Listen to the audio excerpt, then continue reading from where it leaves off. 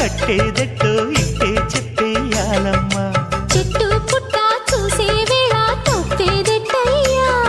కుమారి చంపకెన్ని కెంపులో భరించు కళ్ళకెన్ని రంగులో. అహో ఇదెంత వింత మోహము, సొగసు చూడ హాయి హాయిరే,